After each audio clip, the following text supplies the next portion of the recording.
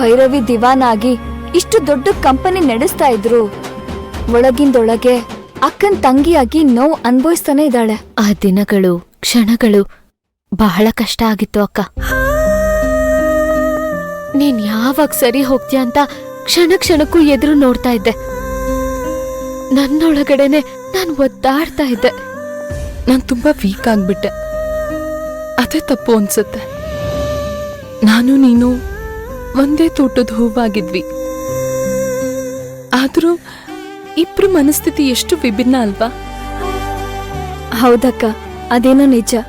ಎಷ್ಟೋ ಬೆಟ್ಟದಂತ ಪ್ರಾಬ್ಲಮ್ಸ್ಗಳನ್ನ ಈಸಿಯಾಗಿ ಸಾಲ್ವ್ ಮಾಡ್ಬಿಡ್ತಾಳೆ. ಚಾಣಕ್ಯಂತರ ಯೋಚನೆ ಮಾಡ್ತಾಳೆ. ಜಾನು ಅಕ್ಕನು ತುಂಬಾನೇ ಸ್ಟ್ರಾಂಗು. ಅವಳಲ್ಲಿರೋ ಆತ್ಮಸ್ಥೈರ್ಯ ಎಲ್ರಿಗೂ ದಾರಿದೀಪ ಆಗತ್ತೆ ನೋಡು. ಎಂತ ಪರಿಸ್ಥಿತಿ ಬಂದ್ರೂ ಅವಳು ಎಲ್ಲದನ್ನು ಮೆಟ್ಟಿ ನಿಂತಿದ್ದಾಳೆ. ಇನ್ನು ಇವ್ರಿಬ್ರು ಮದ್ವೆ ಆಗೋದಷ್ಟೇ ಬಾಕಿ ನೋಡು.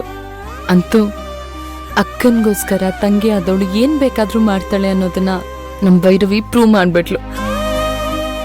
ಇತಿಹಾಸನೇ ಸೃಷ್ಟಿ ಮಾಡ್ಬಿಟ್ಲು.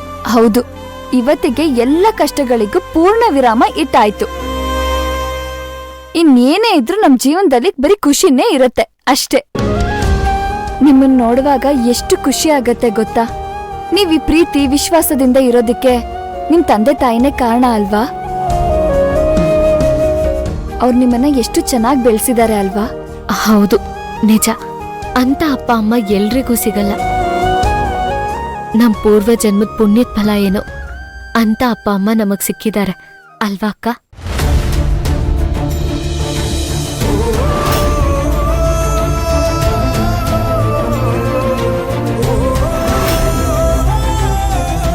ಏನೋ 3 ಜನನು ಕುತ್ಕೊಂಡು ಸೀಕ್ರೆಟ್ ಆಗಿ ಮಾತಾಡ್ತಿದಾರಲ್ಲ.